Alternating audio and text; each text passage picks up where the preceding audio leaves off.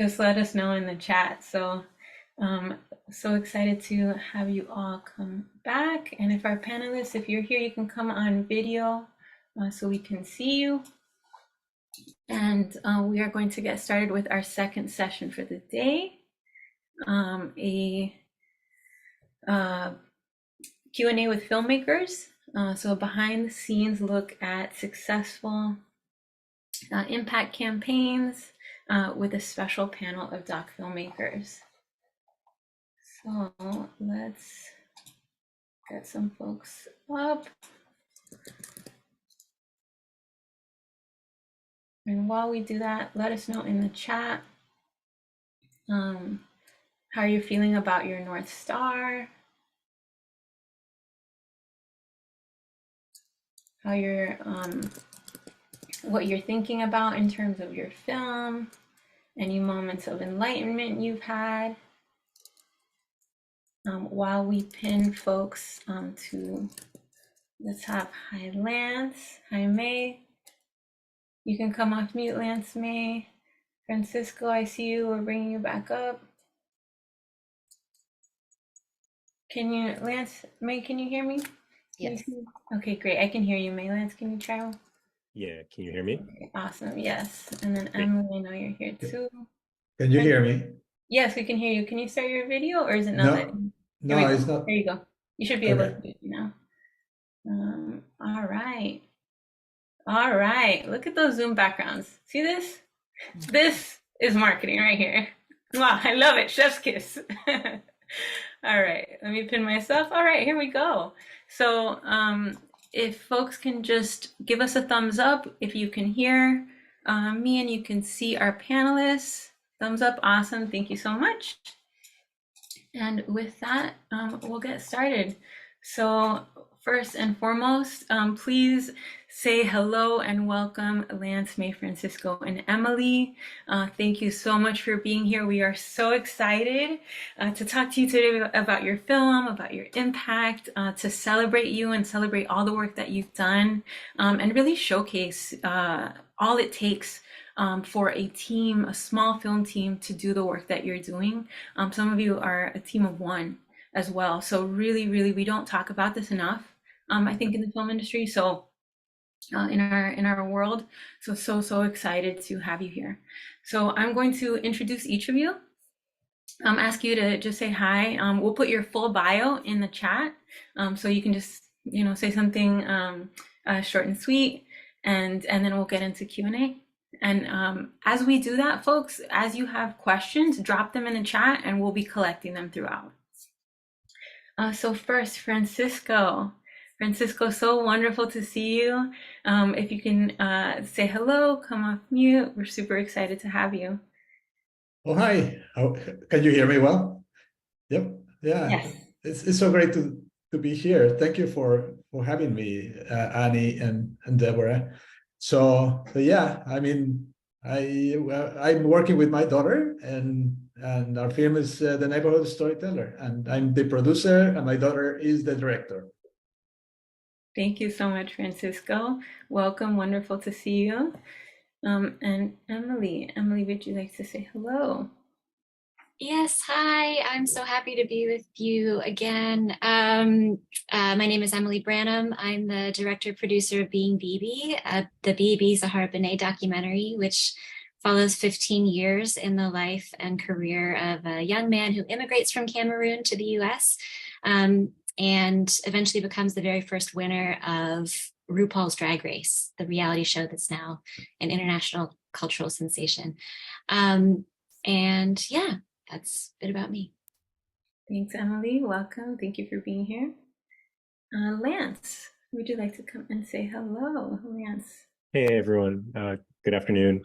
My name is Lance Kramer. I'm the producer of a film called The First Step, which is a film about a coalition of advocates that came together across party lines and all kinds of other divisions to fight for bipartisan criminal justice reform under the last administration, and explores all the messiness and complexities of trying to bring people together to fight for bringing people home from prison.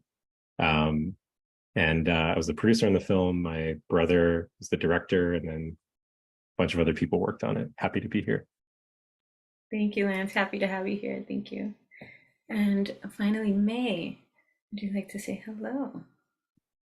My name is May Thornton Mara. I'm the producer on Being Michelle. My husband and I are filmmaking partners together, and this is our first completed feature documentary film about a deaf woman with autism who survived incarceration and abuse and now uses her artwork to depict the trauma she survived and heal from her past. And we're thrilled to be here. It's been amazing to work with the Looky Looky Pictures team and excited to be a part of this conversation today. Thank you so much, May. Excited to have you here as well. So I'm going to try to not speak, which is hard, and really give you all the floor and make sure that we answer as many questions as possible at the end. But this is really a conversation, not a presentation. So please, panelists, feel free to come off mute, jump around, just go with the flow. And let's first give some context around where you are in terms of your film. You all have either current active campaigns or ones that are kind of winding down, also still active. So if you could just share the current status of your campaign and also your North Star or some of your goals and hopes for your film. So we'll continue that same order just to keep it going. So Francisco, you'd like to start? Sure. Let me start with the explaining the film, because I didn't explain that. Yeah, please go ahead. So yeah, the neighborhood storyteller is amidst the turmoil and war and displacement, a Syrian refugee finds purpose and hope as a neighborhood storyteller, using the power of reading aloud to empower her community and inspire a new generation of girls to break free from tradition and pursue their dreams despite all the odds.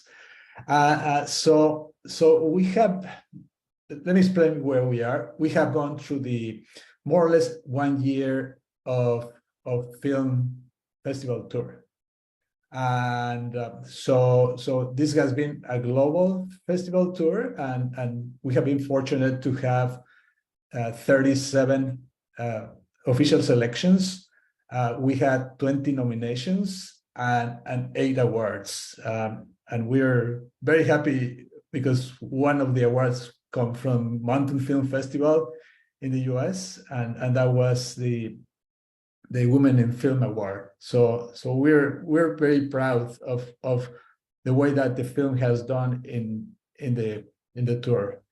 So now Alejandra and I, so we're a team of 2. So talking to small teams, Alejandra and I are totally focused on the impact campaign. And that means that we are working really hard to develop our partnerships. We have done a number of activations, and that has included, I mean, it's so many right now, but we have done some that have been organized by us, but there are some now with the partnerships that we have been developed. Universities like Yale has done an event. We just came back from last weekend at the World Literacy Summit. We were part of the main session of the event, and they actually screened the full film at the main event, which was a big deal. And after that, we had a discussion panel. So that was really, really powerful. And so it's, you know, we see that the rest of this year is going to be really heavy on the impact campaign. And so we have a number of different, developing a number of different partnerships. And our North Star is to unleash the potential of women and girls in vulnerable situations to act creatively for themselves and for their communities. And we established very ambitious goals. And so we are trying to reach 1 million women and girls in vulnerable situations with the film. And we are trying to get 100 screening events for so organizations like universities, companies, and nonprofits, you can have conversations about the topics of the film.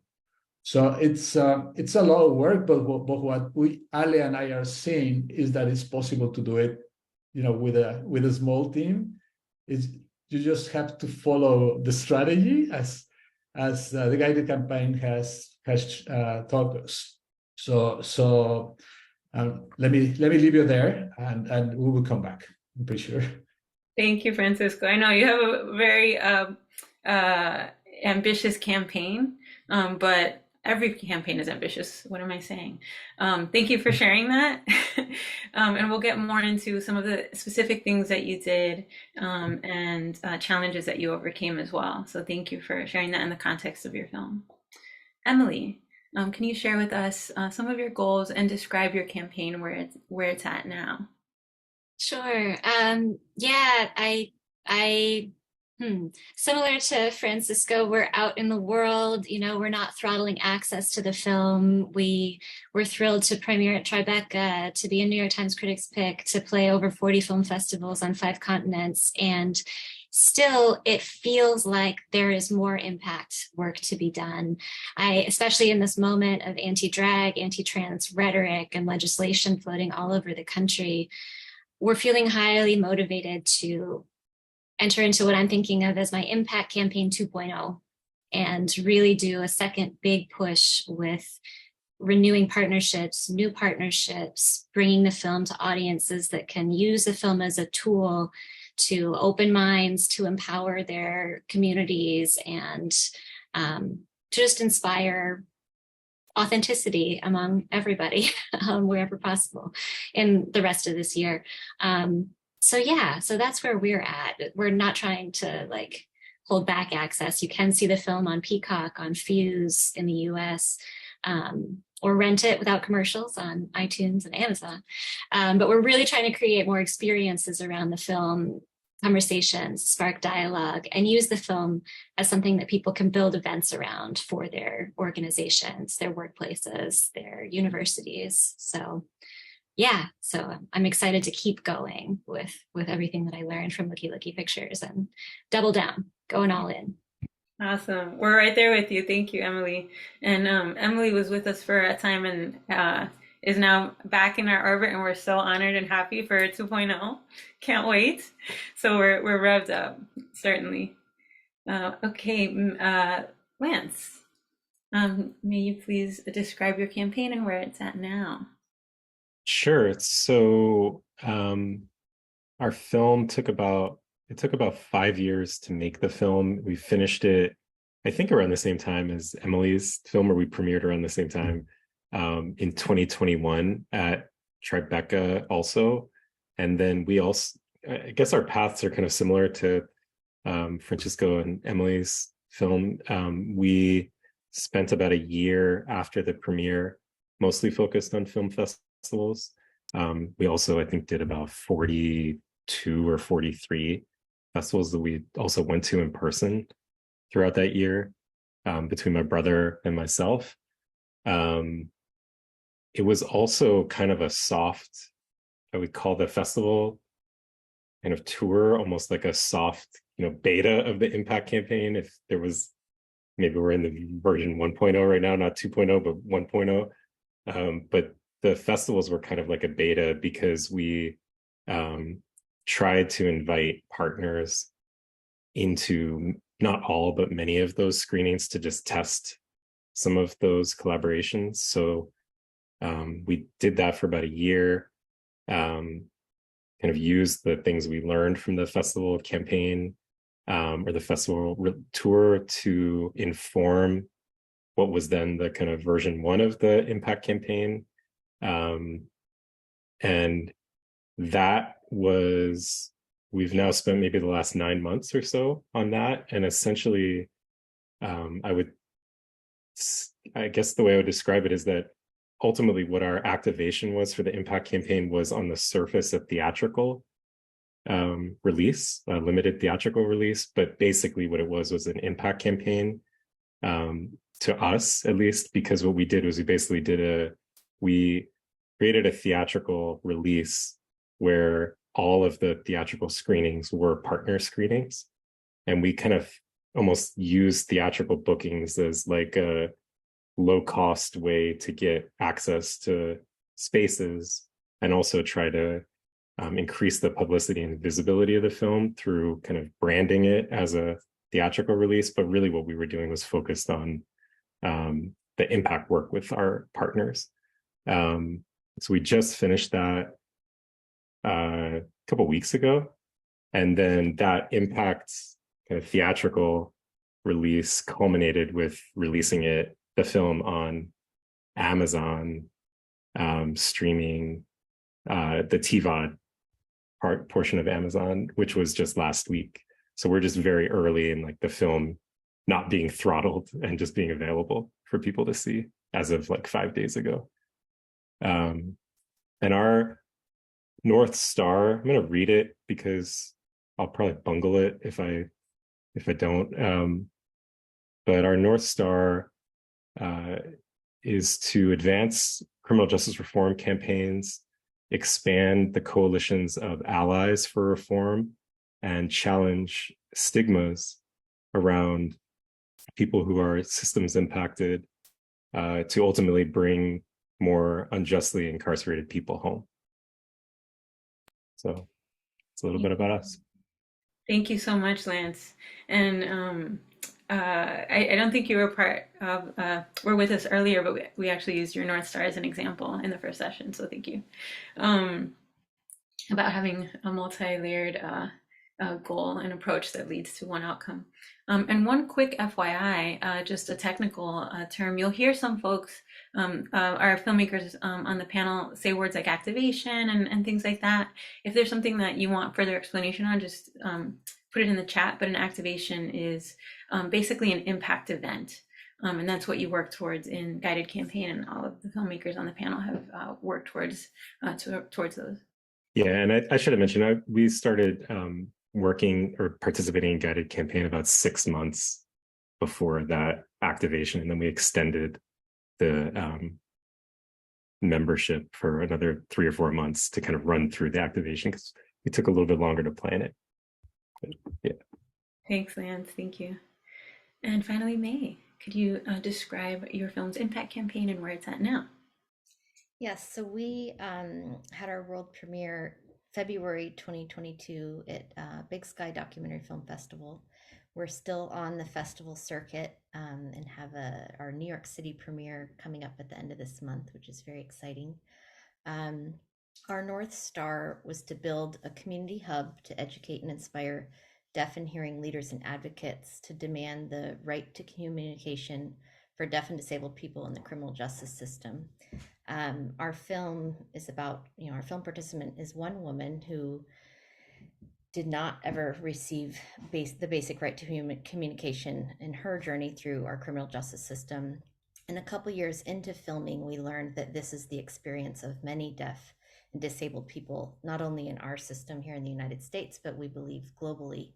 And so we knew that this film, we knew we had to get the deaf community involved in this film early on. It's my understanding that the deaf community is one of the most marginalized communities in our country. And so we've really made it a goal to bring on deaf leaders and advocates to work with us to figure out how to, bring this film to the public and how to make the changes that we see need to happen.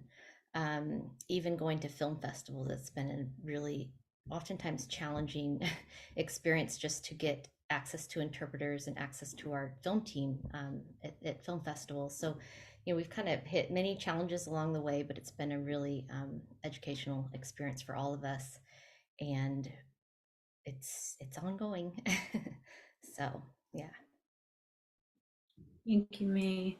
Something else I want to raise is how each of you are continuing, right? You've had momentum, you've gone through a film festival circuit, but you're in Impact Campaign 2.0.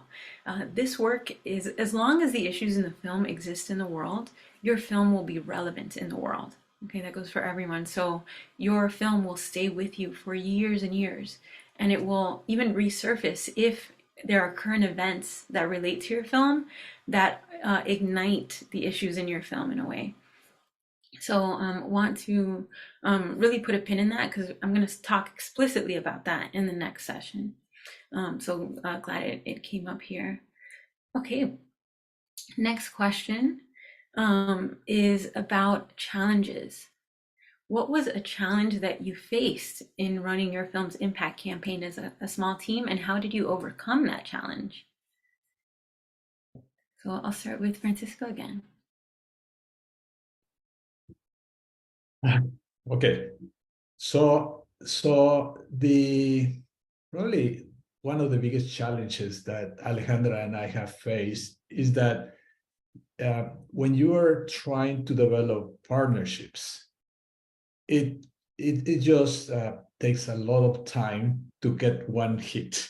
So what you have to have is a very large list of organizations or organizations that you are reaching out, and you probably have to know that many of those are not going to work, and that you have to have a very large list. So when you get 1 out of 20, you really feel good about it, and you don't have to feel bad if one is only 1 out of 20. So it is really a lot of work, but I think that's the reality that we live. And well, at the beginning, Ali and I got somehow frustrated because of that situation, but Annie and Deborah, it was really helpful that they told us, this is what happens, and when you have that expectation, the frustration level goes significantly down. So now we work with that approach, and the thing is that once you have a very large number of leads, eventually, there is some momentum that is building, and I was talking with Alejandra a few days ago that perhaps we're going to start lowering our effort on outreach, and we're going to be focusing more on building the partnerships that we think are really possible. So we're transitioning to that phase of heavy outreach, to a place where we are lowering the outreach, and we are going to be spending more time on building those partnerships that have a lot of potential. I hope this helps. Yeah, no, thank you, Francisco. Yeah, that's definitely something we talked a lot about. And actually, I want to come back to you. Could you describe a little bit about your activation that you produced during Guided Campaign? And if you are at liberty to share some of the organizations you were able to reach, because I want to put in context the outreach that you were doing. Yeah, I mean, the first one that we did was to bring a number of potential significant partners that we could actually, that they were big organizations with significant alignment to the objectives of our campaign. So we were fortunate that some of these organizations came to our activation. Actually, the World Literacy Foundation, which is one of the attendees to our session, and that's why we were able to build on that relationship and being able to be the World Literacy Summit. This past weekend, we had also Girl Rising, which is a really interesting organization because they started with a film and then they became a non-profit. We had Accenture also as part of that session, and we had I'm trying to remember the Malala Foundation, and we had one more that I'm missing. But yeah, the thing is that we were expecting more organizations, but it doesn't matter because the ones that showed, we had really interesting leads out of that session, and at the beginning. And Annie remembers that we were frustrated because of the number of people that show up versus the people that have confirmed.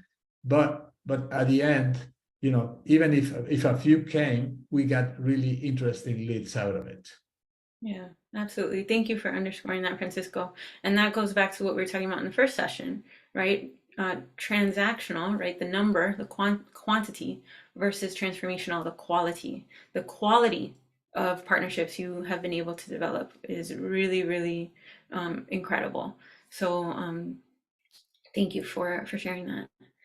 Next, let's go to Emily. Emily, what is something that a challenge you faced as a small team, and how you overcame that? Yeah, well, I really liked the way everybody has acknowledged the rest of their team that helped make their films. Like I was a director producer on this. I also shored up an amazing team of producers and an advisory board to help me make the film, get it out into the world. In the day-to-day now, it is largely me solo who's making things still happen with the film. And I know if I get off this hamster wheel, that it will stop. And so with that in mind, it is all about strategy and sort of, acknowledging the limited bandwidth that is inherent in that, unfortunately. I think that one of the biggest challenges for me was, like I still have this wall of Post-its of like all the things I want to make happen with our film. And it's just, I can't do everything. And so I think one of the things Annie and Deborah really helped me with over the course of the program was helping me really focus in and prioritize on what I could make happen successfully, what were the most important, potentially transformational, experiential things that we could make happen. I came into Guided Campaign the first time when I was midway through the festival tour.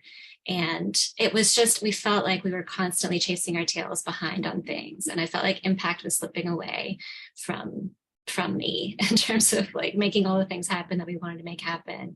And it was very, very helpful to join Guided Campaign, get that reality check of like, a lot is possible, but what are the most important things? And that helped us really focus in on deciding to really prioritize certain festival screenings as experiences that we wanted to make sure we put a lot of energy into bringing partners out for, bringing communities together for. And it meant that other festival screenings, I was a little disappointed by what I could bring to it. And, like those were the little heartbreaks along the way, but it made the bigger successes all the more sweet when we were able to create these really beautiful experiences that were impact in and of themselves, just for the experiences that people were having in the room watching the film. So yeah, that was one thing. You can't do everything, so focus in. Yeah, thank you. And that North Star is part of what helps you, that we talked about in the first session. So thank you, Emily. Next, Lance, can you tell us something you overcame as a small team, and how you overcame that? I know you're also in the chat, so thank you for that. But oh yeah, sure. Yeah, I mean, and maybe I'll just speak to a challenge that's related to what I was mentioning in the chat, which is just around money. But money is also, I guess, kind of connected with like ambition and goals in a sense. I mean, and what I mean there is the challenge for us was that we came out of the premiere for the film, which was we were really lucky to have this high profile or just, national premiere at Tribeca. And at the same time, we walked out of the premiere without any distribution or really any path forward for the film whatsoever. And the film, to make it, we had raised money from equity investors and donations. So it was a kind of hybrid model. So there was both pressure on the film financially to, not necessarily make a lot of money, but at least try to recoup some of the costs, and also just other kind of ambitions around what distribution could just do for the visibility of the film. And basically we walked out of Tribeca with like no offers, and basically people just literally telling us the film was like kind of dead on arrival, in a sense, where there was just nowhere to go from there. And so that was, basically it was just like kind of both devastating and also suffocating, because it felt like so much pressure on our shoulders, on my shoulders in particular as the producer. And I just felt completely clueless about where to go from there. And I was also just panicked. And, like heartbroken, because we put like so much of our work and life into this. And it wasn't like I felt the film was falling short. It actually was exactly what we had hoped to be. And I just felt like the marketplace, and particularly the gatekeepers, had completely got the film wrong. And frankly, like their response to the film said more about shortcomings in them than I think the film itself. But nonetheless, this is where we were. They had the power to do that. So it really required a lot of deep reflection, which happened in phases, to just realize, to identify a path forward. That whole festival tour that I was talking about was, I can't really take credit for that being like, oh, this is what we wanted to do, was to take the film to all these festivals. And that was always a dream of ours. That was a response to not having like a pathway forward out of the premiere.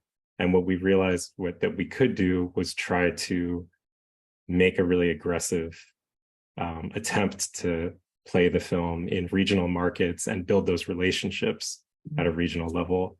And so that was what we ultimately decided to do first, and thankfully got a really strong response from the regional festivals. And then after that, I thought that might lead to some sort of distribution, because we got into 45 or 43 festivals and we still didn't. So even after 40 some festivals, the film was still kind of dead from a distribution standpoint, which was devastating a second time to realize that we didn't have a path forward. So I think that then and that's basically when I started working on Guided Campaign. And I'll say that the breakthrough was going through a much deeper type of reflection and really asking myself, like, why did we make this film in the first place? And what is it that we're actually trying to accomplish? Like when you strip away all the other BS and also strip away a lot of the external, judgments and validations and all that kind of stuff, like what was it that was driving us? I say me and Brandon, my brother, but also just me personally, to make the film in the first place, and what got in the way as we were trying to release it. Because I actually was pretty clear about what our intention was throughout the making of, and it was only in that really kind of short window pre-release or pre-premiere where these other voices started really just overpowering my own. And so I really appreciated how just being in the program helped me to just get clear on those original intentions and then build a strategy around that and strip everything else away. So that's what ultimately informed doing this impact-focused theatrical release, which then kind of not only accomplished all of those objectives really, really well, from an impact standpoint, but that also helped us to come up with a plan to, distribute the film too, which I can say more about. But none of those things ever solved the financial challenge. So we still, just to be very transparent, we still have a really significant debt from not the film, because we actually were able to raise the money to make the film, but from the post theatrical, for everything from the festival premiere onwards, we were never able to raise money for. So we started incurring real debt on the other side of finishing the film, but hopefully we'll be able to make that up someday.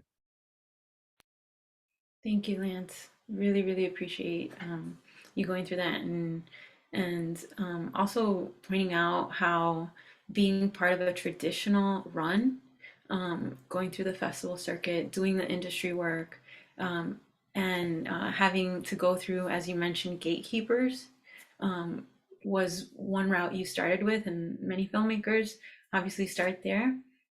But then shifting to a focus on really why you made the film, which is at the heart of what we do, and we'll talk about this in session 3, as a starting point. Because looking back, imagine going through all of that and what you've done, and maybe some filmmakers come to us at that point and are like, I did all this stuff, but now what? It doesn't seem like I've moved forward in the way that I was hoping to, which is what you echoed. One of the ways we like to refer to ourselves is gate openers at Looky Looky Pictures, because come on now, there's enough gatekeepers. We're going to give you the key, we're going to make copies, and then everybody can open the gates. That's really what Guided Campaign is too. So thank you also for your transparency, Lance, and you're still in the program, so we can totally talk about that on this week's call too, some of what you brought up. Okay, May, can you tell us a little bit about a challenge that you overcame? Sure. Yeah. Everything that Lance states really resonates. I think that only filmmakers truly know what it takes to be an independent documentary filmmaker. I think that, mental health for all of us is a really important subject that is rarely spoken about. My husband and I have been working together as impact filmmakers since 2009 mostly on one film that's still in production. It's been a really challenging story. We happened to meet Michelle about 6 years ago, and we worked on her story for about 5 years. And it's been amazing to complete a project and at least have a film to show for ourselves. But in the process of making Being Michelle, not only the financial challenges that are always looming, but also just what it takes to support someone who's been through what she's been through. I really knew that we had to build a team to work with together, because we couldn't do what we've done alone. And so we have an amazing group of deaf and hearing leaders and advocates that are working with us, not only in trying to continue to find ways to support Michelle living in North Central Florida as a deaf woman with autism, but also for others, and to try and bring through to fruition all the goals of this powerful film. So I would say that, while it's been the greatest challenge in trying to figure out how to get this story out to the world, it's also our most amazing strength, is that we've kind of put together this team, and working with the Guided Campaign has been amazing to continue to build our support system, because it's really important for the filmmakers and for everyone and for the projects. So I think that's what I have to say there. Thank you so much, May, and thank you for naming the mental health of just yourself as a filmmaker. One of the things we talked about in the first session is how you are at the foundation of that pyramid, and how your energy, your time, your attention, your resources, your spirit is what you put into this work.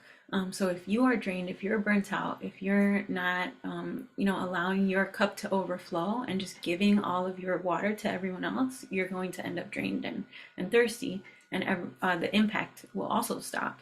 So really taking care of yourself is central to this. And one of the main tenets in Guided Campaign is your self-care, actually. So that said, I want to ask all of you what your favorite part of your impact campaign has been. So you can take a second to reflect on that, your favorite part, or a moment that was like, wow, this really touched your heart, you know, a conversation, an email, something like that, that really was like, wow, okay, this was incredible.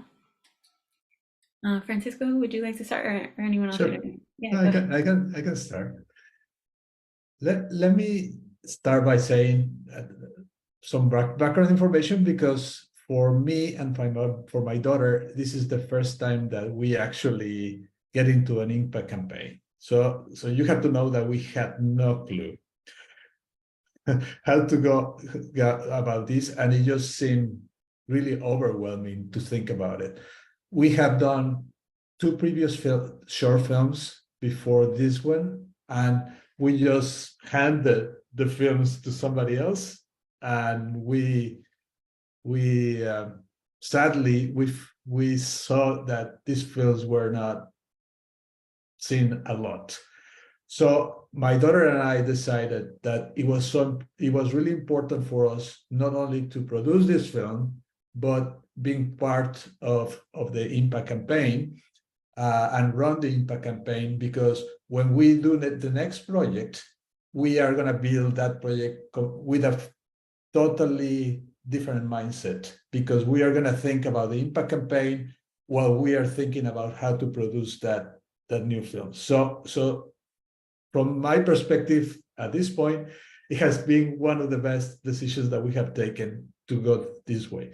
Now, we had no clue, so we needed guidance, and that's why we have found that the process that Look Pictures has brought to us has taken us in a journey from the very strategic side of thinking, okay, so what is your strategy? What is your goal of what you're trying to do?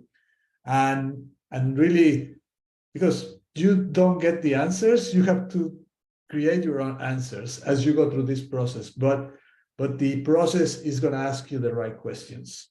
And so if you dedicate the time and the energy to do that, you're going to start seeing the light. And the other thing that is really nice is that you are not alone on the journey. And Ale and I had frequently questions, so we just, on Monday, we write a question for the Clarity Call, and then on Wednesday we have Annie, Deborah, and the other filmmakers just joining and helping to answer your question. And that is so powerful, because we don't feel alone in the journey. And for us, that has been really powerful and important. Thank you so much for sharing that, Francisco. That's certainly what we aspire to, that you're absolutely not alone. All right, next, Emily, what has been your favorite part of your impact campaign? I think my favorite part of my impact campaign was when I realized that that impact can take a lot of forms. And I do have very high dreams that someday same-sex intimacy and gender diversity will be decriminalized on the African continent. And that is absolutely impact to reach for and strive for. That said, there are also other impacts that are, at one point you said, Annie, pretty much any verb is an impact, or impact is generally verb words. And so that was when I realized this reframe of when people walk out of a screening feeling inspired to pursue their dreams that are unconventional, when people walk out of our screening feeling empowered to take an action or, spread the word about some stuff that's going on in the anti-drag, anti-trans movement that we should be countering in these different ways. If somebody feels empowered to be themselves, somebody, it can be these different things. And so for me, I don't know, I'm just going to drop a link in the chat that has some photos on it of one of my very favorite impact moments. It's hard to pick because we ended up having a couple special ones, particularly within the Cameroonian diaspora community, when we were able to bring them into our screening events in both San Francisco and Minneapolis. I think those were the most powerful moments for me, when there were members of the Cameroonian community that showed up for BB, not necessarily fully understanding what drag was all about, but trusting, like, okay, this is a member of our extended family. This is some so-and-so's uncle's, you know, cousin's friend who we're going to show up for tonight. I had some really incredible conversations with folks afterwards. Remember, you know, like BB's aunties were particularly moved by the film and felt like the representation was done correctly, which, like, that was all I was afraid of. You know, it was like, what, I just want to do justice to BB's story, to BB's family story, and to get that vote of support was huge. But then also to have like the uncles from the community come up to me and say, this film completely changed my mind about how I understand Marshall, and even about how I understand my own children. And it's going to transform the relationships that I have with them. And I just thank you for opening my understanding. And so that was one really powerful moment for me at our Minneapolis premiere. And another one was in San Francisco.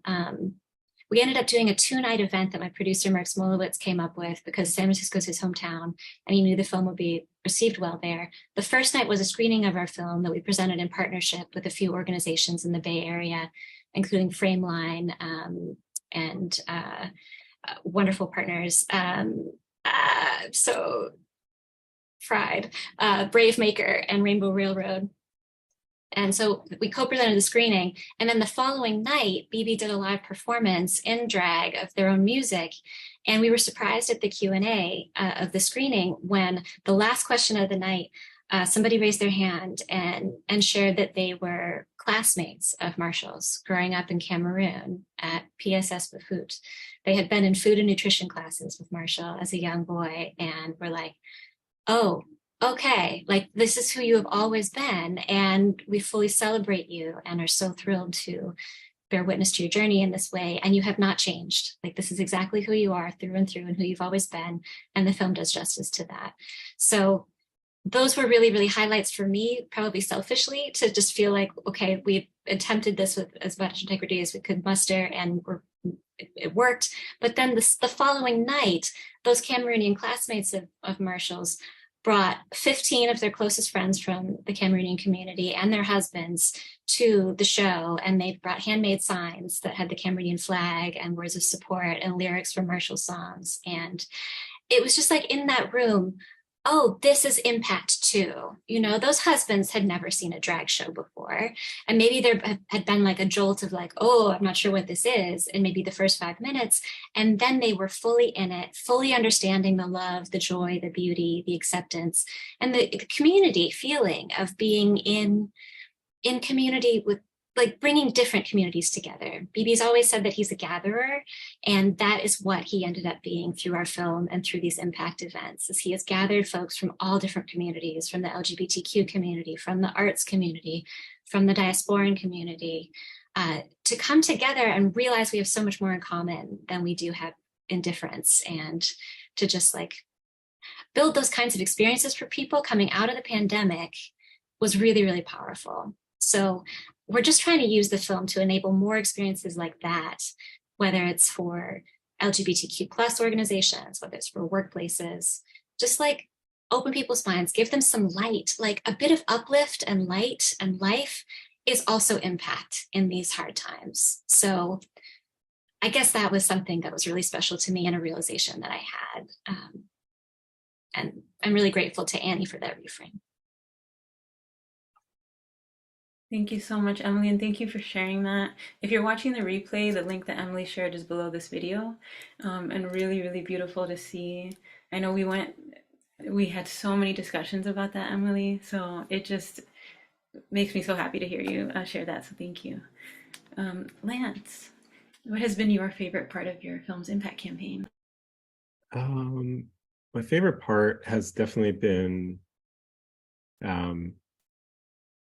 seeing it work. I mean, just to be able to have that kind of realization or breakthrough that I was mentioning, and then build out an actual strategy on paper, do the work to try and reach out to people and just all the things that go into this work, and then to actually just like get into a room and see it work, and to just feel that sensation of that kind of concept, just not just coming to life, but really moving people.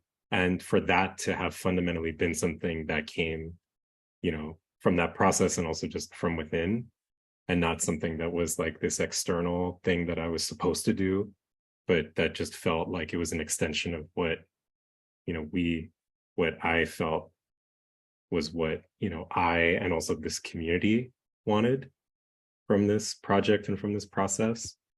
And in particular, just what I was mentioning, that just having this really disappointing and what I felt was kind of frankly absurd response from the industry gatekeeping community on the one side, and then finding that actually the directly impacted community that the film most was made for, in a sense, first and foremost, and really are the ones that know, the people who know this story and the issue best, particularly people who are formerly incarcerated and currently incarcerated too, because we started doing screenings in prisons.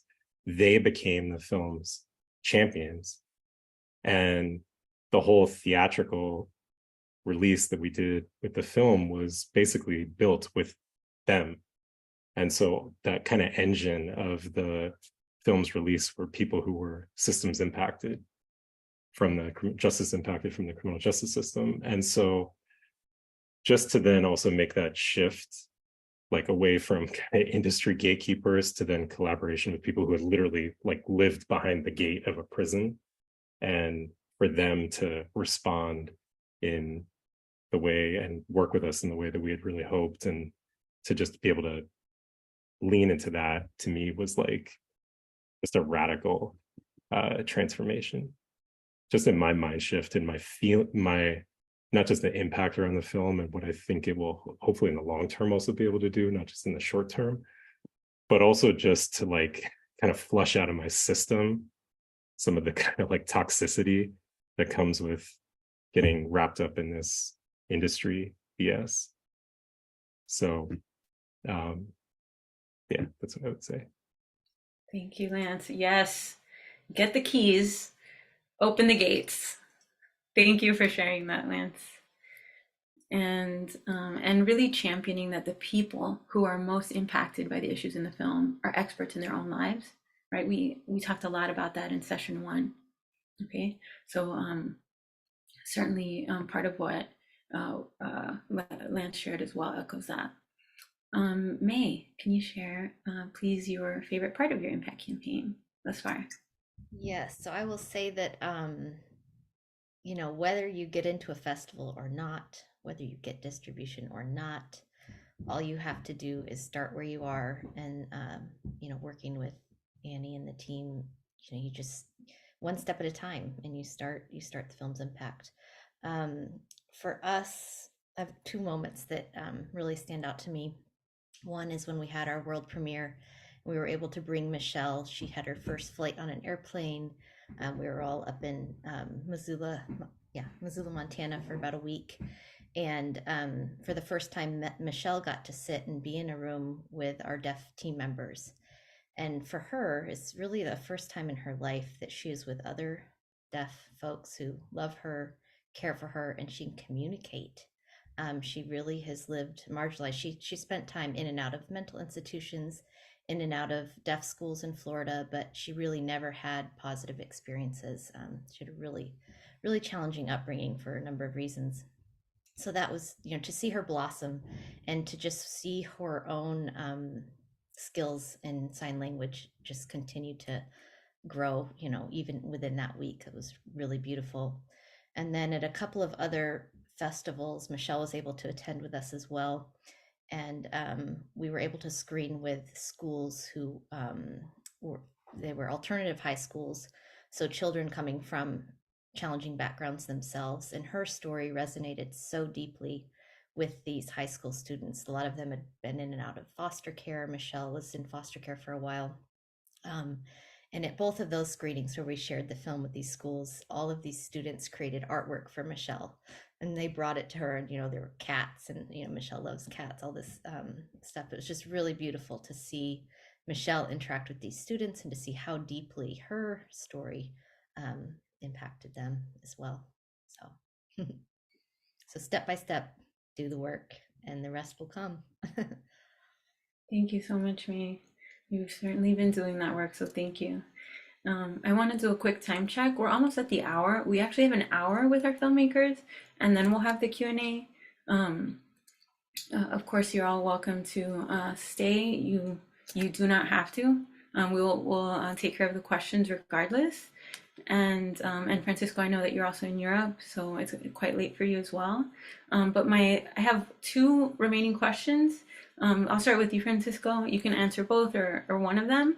The first question is, what would you tell filmmakers in a small team considering running their impact campaign? And then my last question is, if there's anything else you want to share, you can go ahead and share that. Okay, so this is probably also related to the mindset change that we have gone, because we're very clear of what we are trying to achieve with our film and what kind of impact we want to achieve. But as we develop partnerships, it's so important that we understand what they are trying to achieve, because these partnerships are based on a win-win, and where we have been more successful is when we have gone more or less in depth on these organizations and see what are their goals, what they are trying to do, and when we speak to them, we are trying to speak their language, and we are trying to bring something that is going to be value to them, and so that has been probably the most successful thing that we have achieved when we are becoming better in developing these partnerships. And so it's it's so easy to fall in the trap of going really hard on what you're trying to do, but we just have to put ourselves in the shoes of on the receiving side and think, we're probably a tiny bit of their own lives, and here's somebody that's coming to try to sell something. So if I am not touching on the things that are important to them in the organization, is going to be really little probabilities that can achieve anything with them.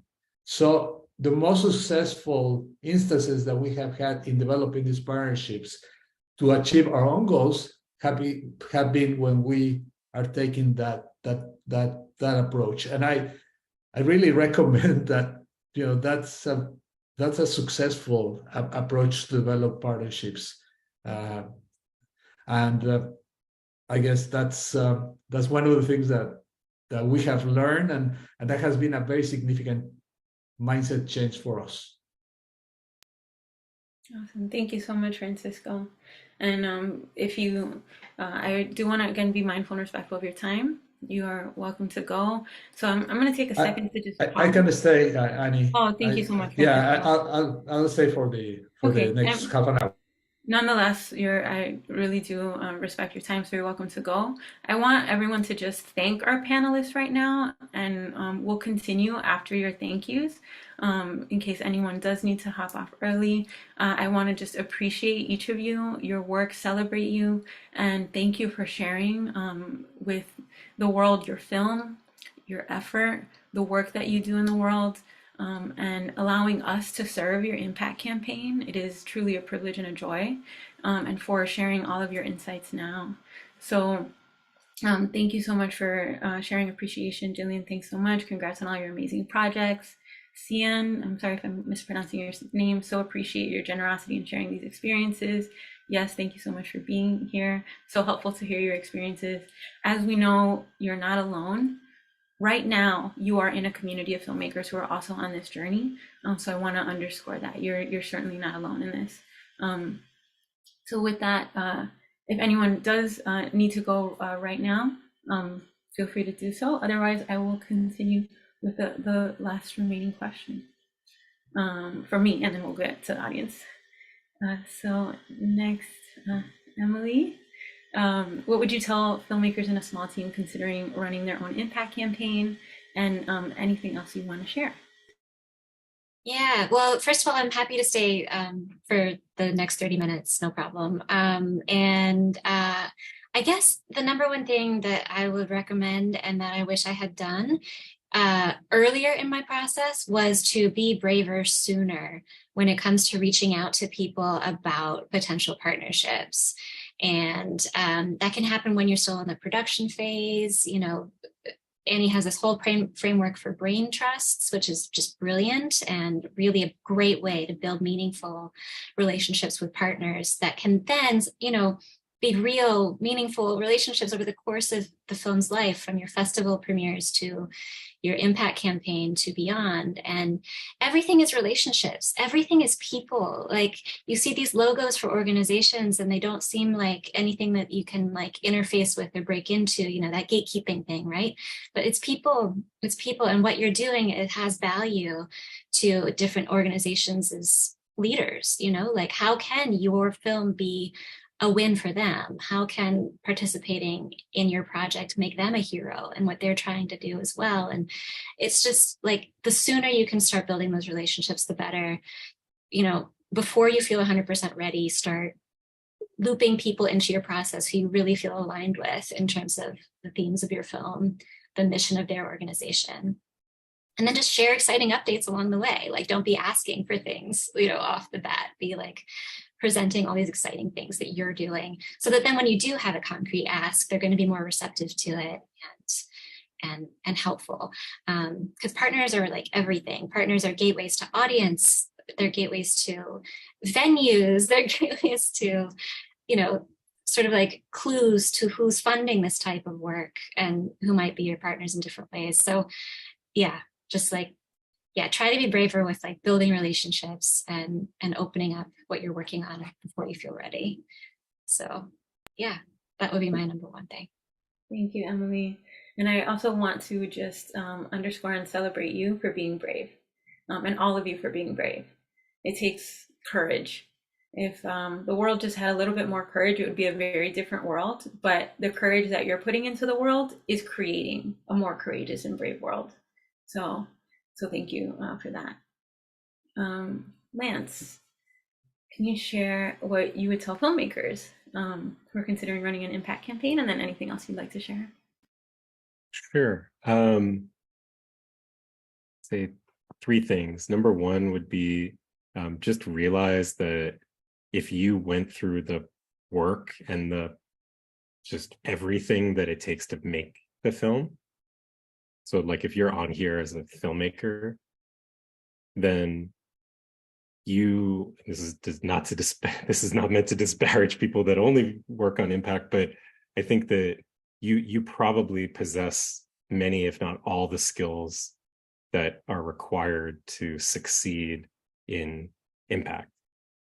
And so just to like know that in yourself, because making a film is so damn hard for all the reasons that we know, and impact is also very hard, but most of the skills I think that it takes to make a film are translatable. And also, if you made the film, you may be positioned to be the best person to be in that driver's seat. Doesn't mean you can do it alone necessarily, and you may need help, but just to realize that like you probably possess that in you. And then it just becomes a question of, well, do you want to do it? Do you have the time to do it? All these other things that are not insignificant questions, but just to kind of have that knowledge that you likely possess it, the capacity, the ability rather. The second thing that I would just say is before you go on, I just want to say real quick, that is exactly what we're going to be talking about in session 3. Oh, So great. ways to, as a small team, have a successful impact campaign, and they don't, none of them actually include an impact producer. So thank you Great. guys. That's great. Yeah, and just quickly, like the second thing is just to take time to fundraise for impact. There can be like a real rush to just want to do things, and I think if you can take the time to develop a concept, be patient, and then also really try to audition it and put it out there and try to fundraise even in untraditional ways, it's so much easier to do things if you can have money. And if you don't have money, which is a reality, then you can still do things. It's just a lot more painful. And so I think that if you can take the time to really try to shop around your concept and rally for support, even just a little bit of money can go a really long way. And I think it's worth the time. And the third thing is just, I think this was kind of mentioned before, but just to not be restrictive, or to challenge yourself to not be as restrictive with your film in the sharing. It's not to say like put it up on YouTube right away, but I think just in reflecting on myself, I was way too restrictive in terms of holding back on even just partners being able to see the film, and people who could have been really strong allies, because I didn't want to overexpose the film, or I didn't feel ready for them to see it. And I think in hindsight, it would have totally benefited us in the film for people to have seen it earlier. And it was really my own insecurity that held back from sharing it rather than some strategic reason. So I think that if you can overcome that, it's just helpful for people to be able to engage with it earlier. Thank you so much, Lance, and thank you all as well for your vulnerability and openness and sharing your experience. May, what advice would you give filmmakers considering an impact campaign? Yeah, whatever opportunities you do have to share your film, whether they be in festivals or community screenings you organize or online, just really think big and broad in terms of partners to include in those screenings. We've really worked on connecting with partners in all the different festival screenings we've had, community organizations. And after, a year of doing it, now when we show up in an urban area, we have a large deaf community that comes to the theaters. And, we really pat ourselves on the back because theaters are usually not accessible to deaf folks. And so it's really hard to get them to come. But anyways, just find those partners and continue to reach out and continue to grow your umbrella of support. Thank you so much, May. And a quick reminder for everyone, drop your questions in the chat. We've been collecting them throughout. And now we are going to transition into Q&A. We have quite a few questions. I am going to start at the bottom because I think that is where that's the chronological order. Is that right, Deborah? The ones at the bottom were asked first? Okay, cool, thanks. All right. So first question that is unanswered is from Patrick. A question for Annie and Deborah. Do you ever get involved in the editorial story aspect of the filmmaking process to improve its impact potential? Good question. We teach filmmakers how to watch their own film. We have a film impact analysis document where you actually watch your own film, break it down the way we would break it down, so that you have the skills and tools to move forward with any film in the future and don't become dependent on us. That's one of our goals, that just as Lance mentioned and others you heard echoed, you can move forward with your film's impact and you're best positioned to do that. And just having a little guidance from our experience of running campaigns and whatnot can help you not just with your current film, but forever throughout the rest of your career. So we actually teach you how to watch your own film through a film impact analysis and then go from there. Okay, next question from Arthur. If you have some numbers, we'd love to hear ballpark impact budgets you've seen for films that had fully funded impact campaigns, maybe range how the budgets change based on the film's star type. What are the big costs? Okay. So there are a couple questions about just like funding and budgets. Marla also asked, on average, what's an impact campaign budget for your film? And do you find yourself spending, what do you find yourself spending the most on? There's something I want to share about that, which is uh, a way of framing and thinking about budgets for impact specifically. Your impact can expand and contract to fit the budget that you have and the budget that you raise. Just like your film, to a certain extent, can do the same. If you raise X amount or like 10X that amount, you're going to expand your campaign to that, to the scope of that budget. If you have only a certain amount, then you will work within those parameters. That's one thing I'll say. The second thing is that it is cyclical. It's not like you're going to raise everything and then you start your campaign. It leapfrogs a little bit. So to Lance's point, have an idea, a pilot, a sort of hypothesis. One of the things that we do in Guided Campaign is have you create a strategy. The sooner you create that strategy and an event to test, the easier it will be for you to use that pilot and that event as a fundraising tool.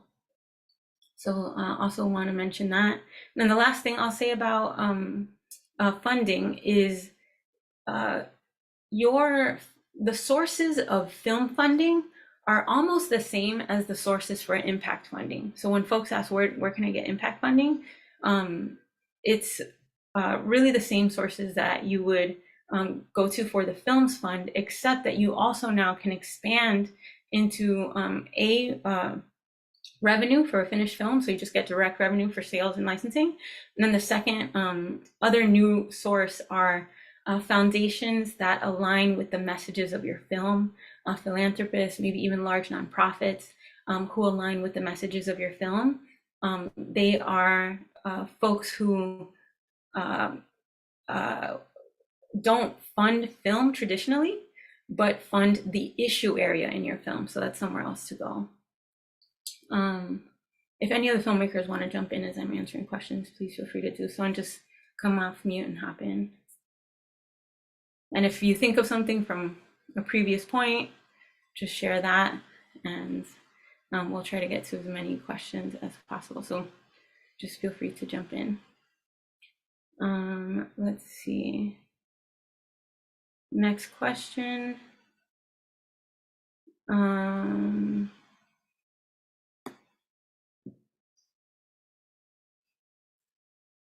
That we haven't answered. Okay.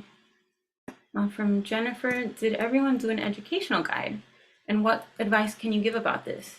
Oh, Francisco, I know you have some experience with this that we talked about extensively. Would you like to share? Okay, so we are, we haven't really done, if you're talking about an educational guides to go with your curriculum for what it's called K-12, I guess in the States, we have, there is an organization that is ready for us to do it, but we haven't done it because we still don't have the funding. So what we are doing is to try to find a sponsor for that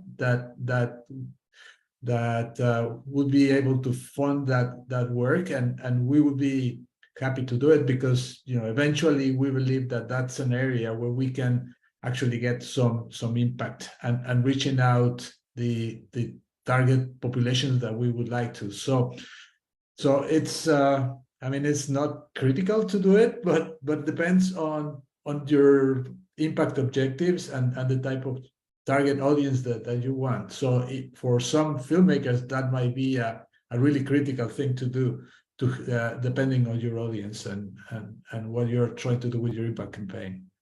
But for us, it's I should call it, it's not primary. It will come, but it's not our main priority right now.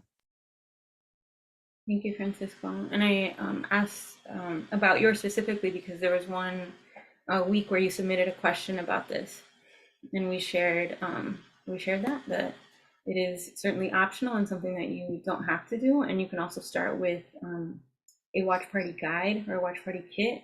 We do provide a template for that, and that can be the starting point for your educational. And Lance, you also shared some things in the chat. Would you like to share out loud? Sure. What I put in the chat was basically, so this is our second film. The first step is our second film. Our first film is a film called City of Trees. And what we did, actually, in a sense, the way we kind of worked on impact, and Lisa, who actually worked with us on impact, is on this call for City of Trees.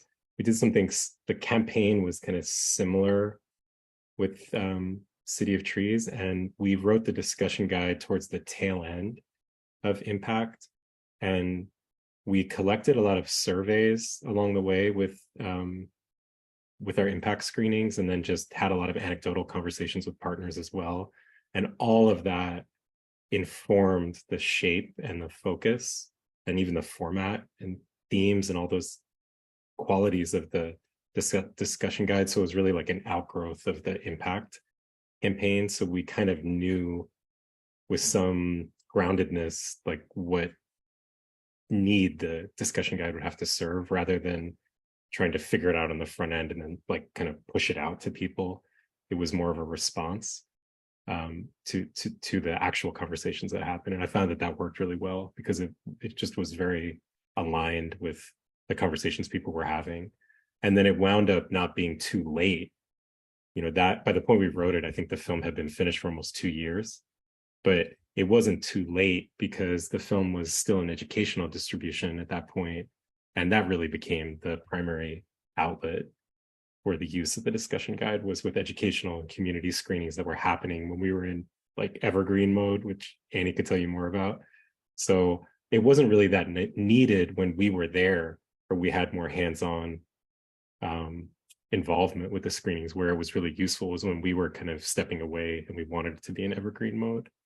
So I just feel like it doesn't need to be a rush to create it.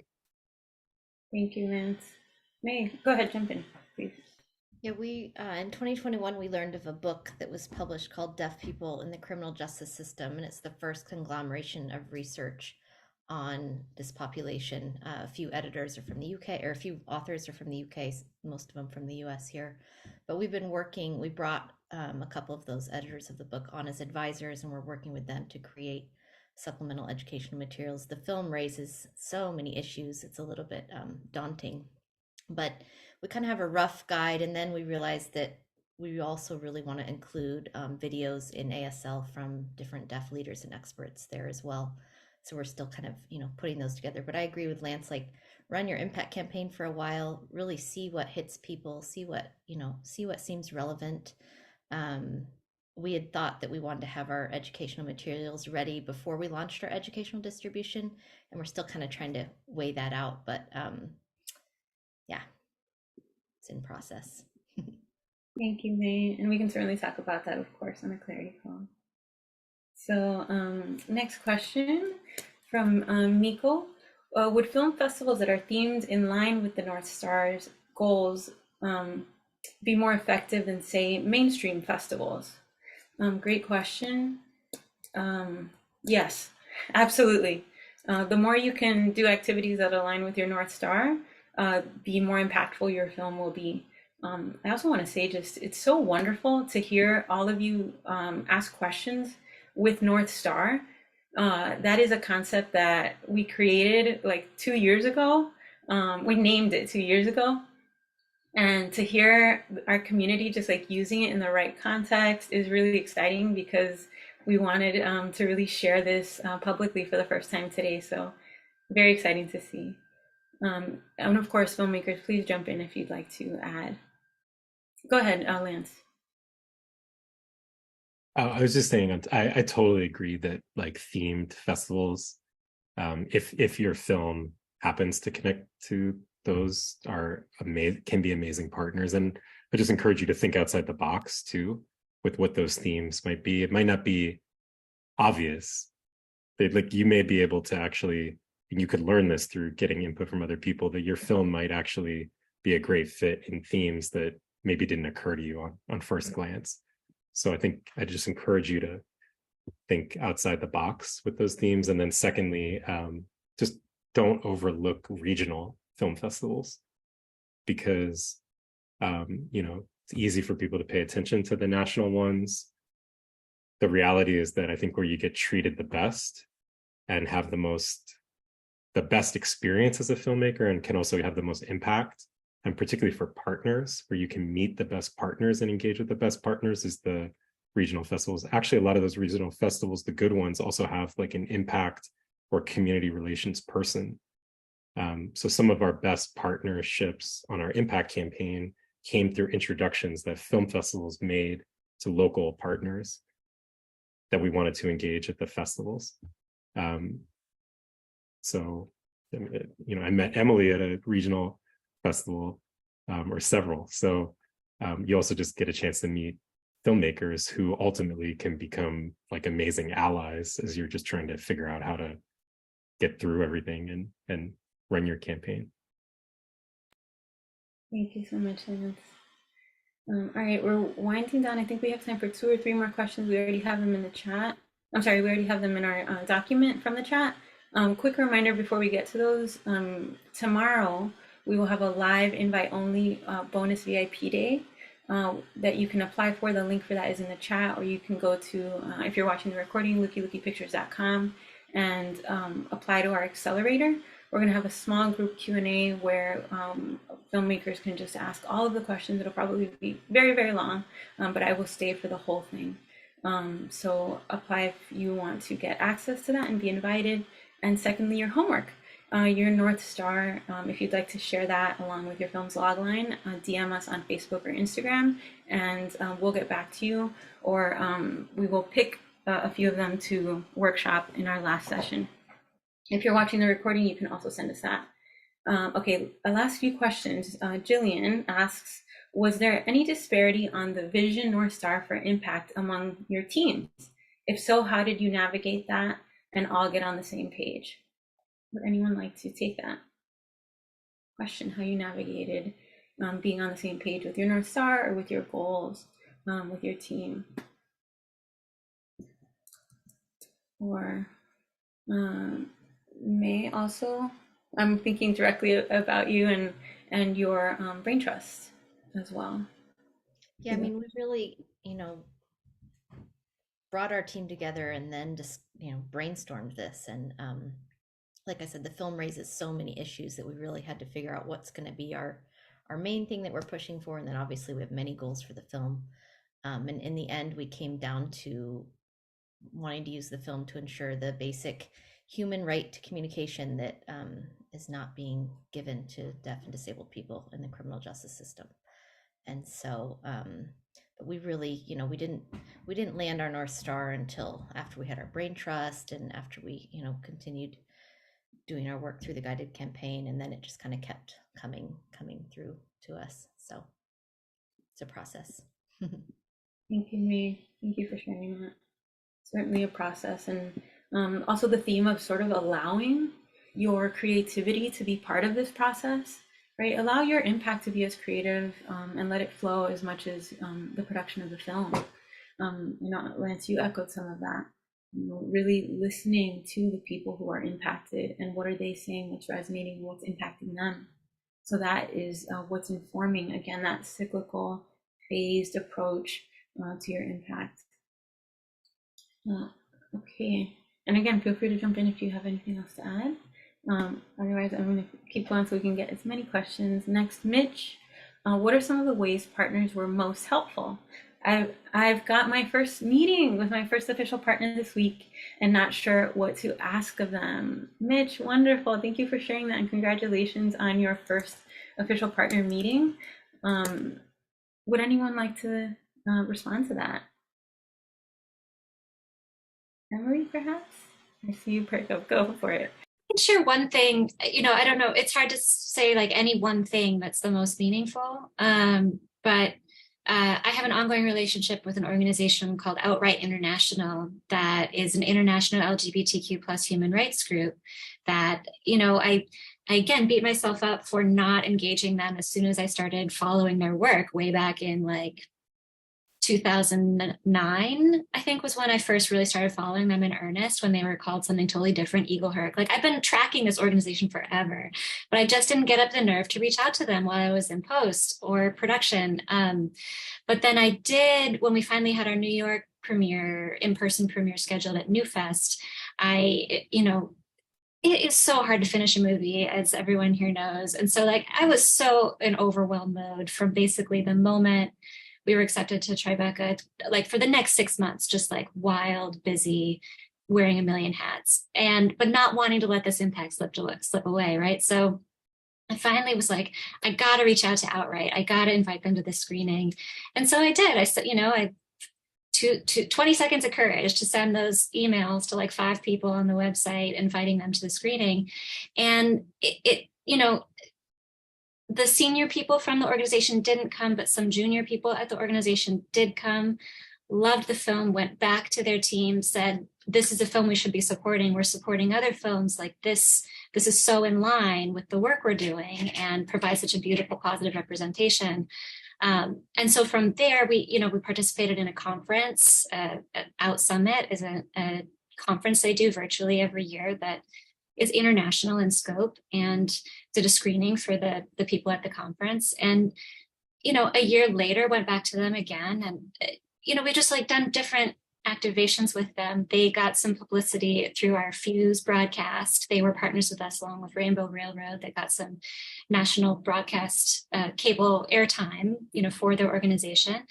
And they recently introduced me to an organization in New York that is a group of LGBTQ plus financial professionals that come together and are working on a number of issues. And I'm doing a screening with them in May that I'm hoping will then lead to more partnerships, more workplace, opportunities. And it's just like one thing leads to another. It's relationships, it's mutual benefit, it's finding alignment and sort of supporting each other and just staying in touch. And, maybe BB will perform at their gala next year. He can't make it this year, but maybe the following year. Like, it's just, everything is relationships. So that's one example.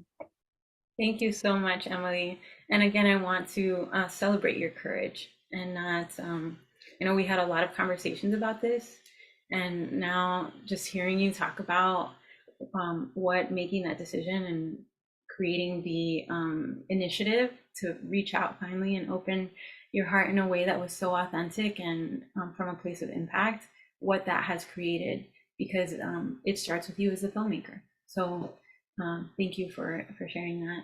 And that goes with everyone, for all of your courage and even being here and making your film, goodness. And Mitch, real quick advice from me. One of the things we say is don't propose on the first date. That's the name of our partnership lesson and guided campaign. Just listen. On your first call, really just listen. Ask them, why did you reach out? What do you have coming up in the next year? What's interesting about the film for you? Listen. Do more listening than talking. That would be my advice for your first call. I'm going to do super quick one last question. If I skipped your question, it is because it is answered elsewhere today, or we can get back to you. And of course, you can always DM us on Facebook or Instagram to get your questions answered. Last question: how does one factor in airing on PBS into the impact campaign? So airing on PBS, having a theatrical, your entire festival premiere, doing VOD, all distribution and impact are kind of like a Venn diagram. You have your impact stuff, you have your distribution stuff. It's finding a way where the shaded area works so that they both complement one another rather than compete, that they collaborate together. Who here has or had a PBS broadcast? We have worked with lots of filmmakers who have had one. So if you want to jump on and just say something quickly about that, you can do that, and then we will wrap.